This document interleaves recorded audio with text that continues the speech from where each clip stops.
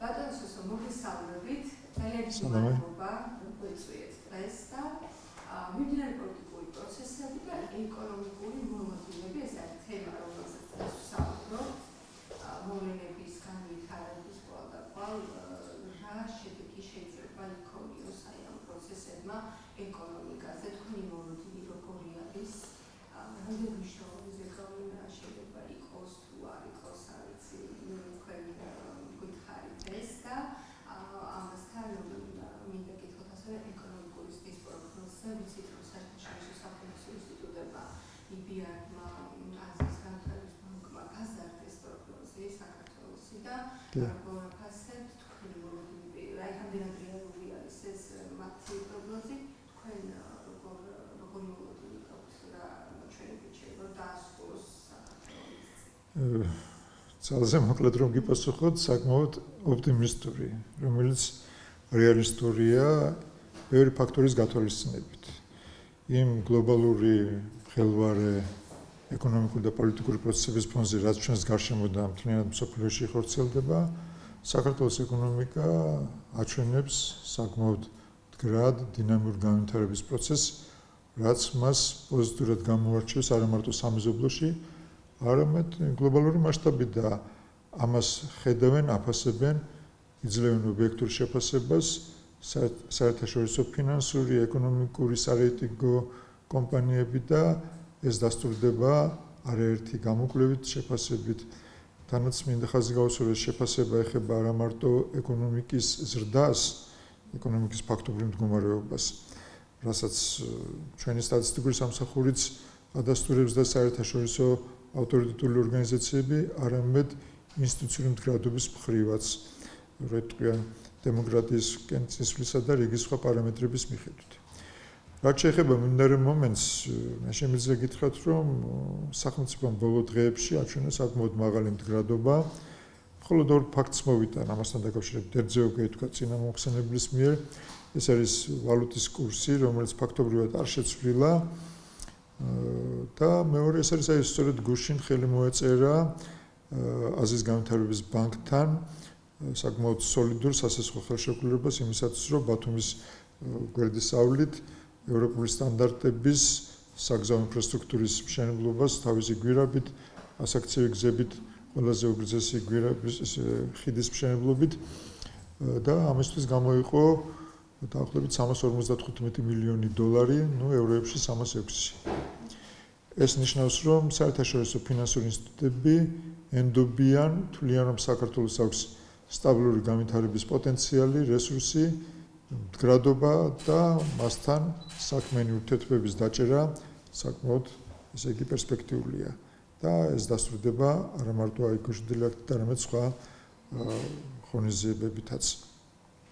რაც შეეხება ვალუტის კურსს, ვალუტის კურსი უკავშირდება ძირითადში და თუმცა არა მარტო ქვეყნის ეკონომიკურ მდგომარეობას, ექსპორტ-იმპორტის მაჩვენებლებს და რიგი სხვა ინდიკატორებს, ახლა ამაზე არ მინდა გავრცელდე და ეს, როიტყვიან, ცვალებადობა საკმაოდ მიღებულია, თუ შეიძლება ასე ვთქვას, მსოფლიო პრაქტიკაში შემიძლია დაგესახელოთ, რომ აი ევროსა და დოლარის ურთიერთმიმართებაში იყო და როდესაც 1 ევრო ღირდა დოლარი და 60 ცენტი და იყო და როცა 1 ევრო ჩამოვიდა მხოლოდ 90 ცენტზე.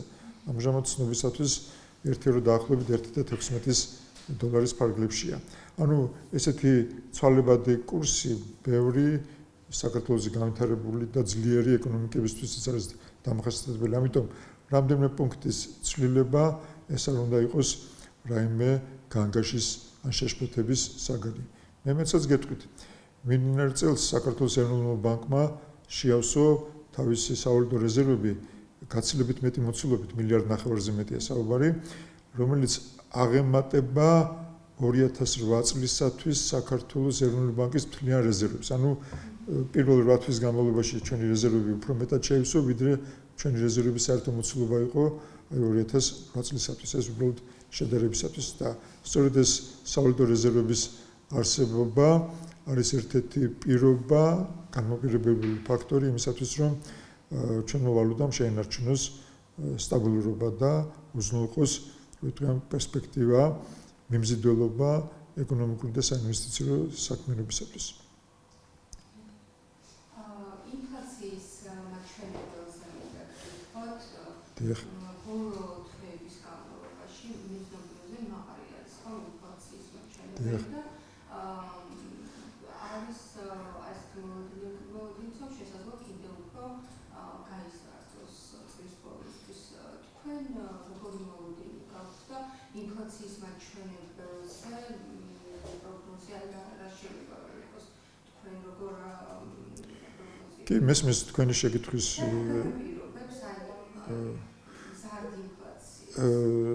საერთოდ ინფლაცია მრავალნაირია და მრავალი ფაქტორი განაპირობებს. შეიძლება ერთი ეს იყოს როიტყვიან მოთხოვნის ინფლაცია, როდესაც იზრდება შემოსავლები, მაგალითად ბოლო მონაცემებით საქართველოში დასაქმებულთა რაოდენობაც გაიზარდა მათი შრომის ანაზღაურება თანაც ორნიშნა ნიშნით. ეს ნიშნავს, რომ მოსახლეობას ხელზე გაუჩნდა უფრო დიდი ფულადი მასა, რომელიც წაეყენება სამომხმარებლო ბაზარს თავისი მოთხოვნილების დასაკმაყოფილებლად. ეს ერთი ფაქტორი. მეორე, საქართველოში შემოდის მრავალი მილიარდი დოლარის რემიტანსები, ფულადი გზავნილები უცხოეთიდან, როგორც ჩვენი შრომით მიგრანტების, ისე სხვა არარეზიდენტების მხრიდანაც, რაც ასევე გავლენას ახდენს, ზეწოლას ახდენს სამომხმარებლო ბაზარზე.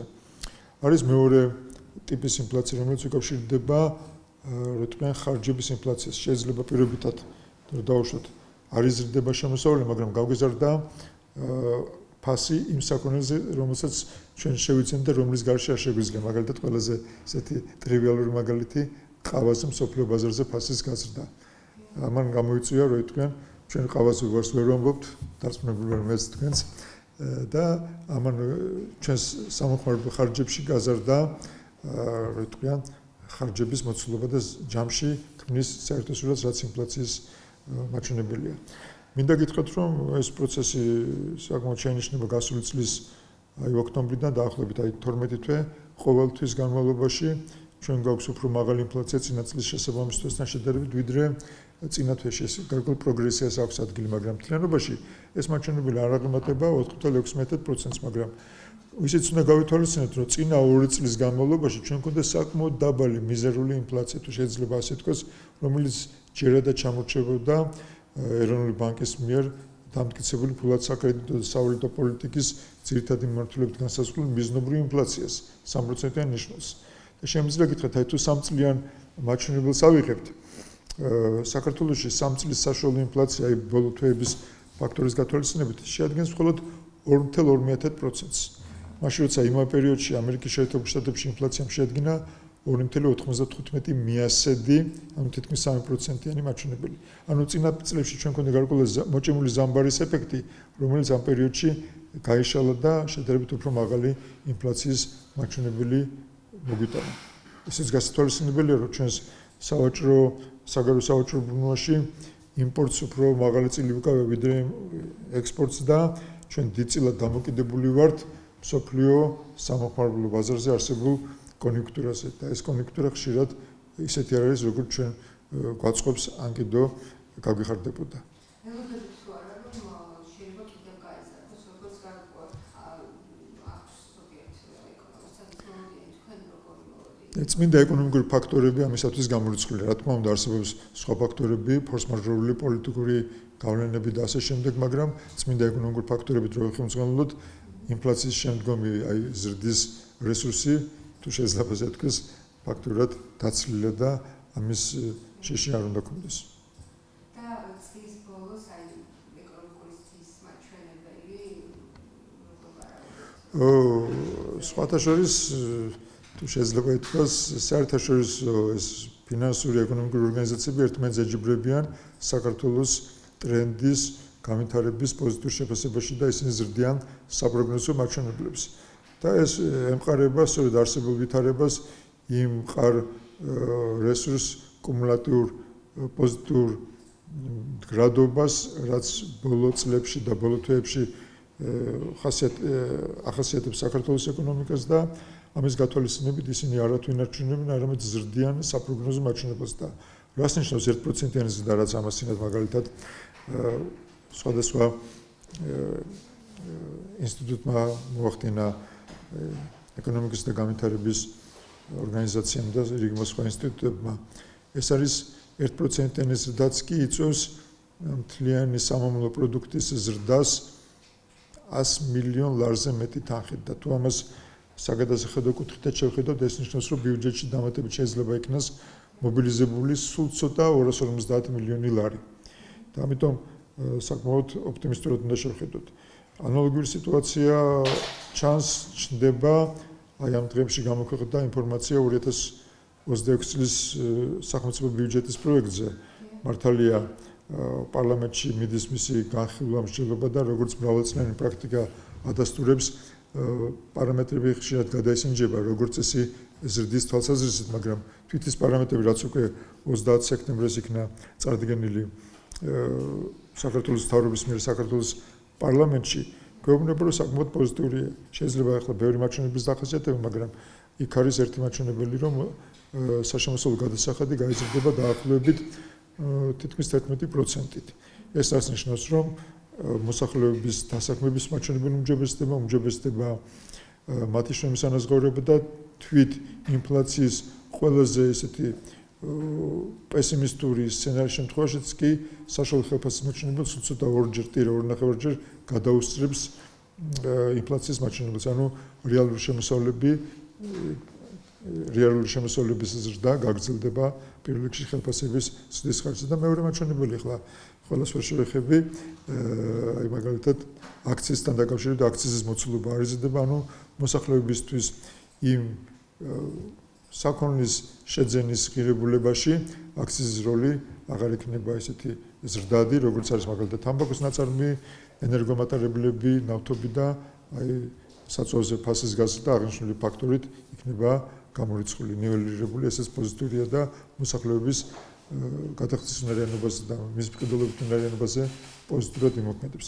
ანუ მთლიანობაში არ მარტო გავლილი პერიოდისთვის შევხედოთ, არამედ უკვე მომავალ წლის პარამეტრებსაც ჩვენ საკმაოდ პოზიტიურად და იმედიან უნდა შევხედოთ განვითარების ტრენდს და ორიენტაცია ავიღოთ 2030 წლისთვის, რომლის დროსაც საქართველოს მყარად დაიმკვიდრებს თავის ადგილს განვითარებული ქვეყნების როიტყვიან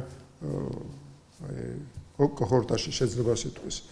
მე მახსენდება ერთი ისტორიული პერსონაჟის გასული საუკუნის დასაწყისის ნათქვამი, იმის პერიფრაზირება მინდა ახლა მომახდინო, რომ ზოგიერთს სურს დიდი რყევები ქვეყანაში, მაგრამ ჩვენ გვინდა დიდი ნაბიჯებით, დიდი წინსვლა წინ და ფაქტობრივად ეს ტრენდი, ეს ტენდენცია შენარჩუნებული იქნება უახლოეს წლებში.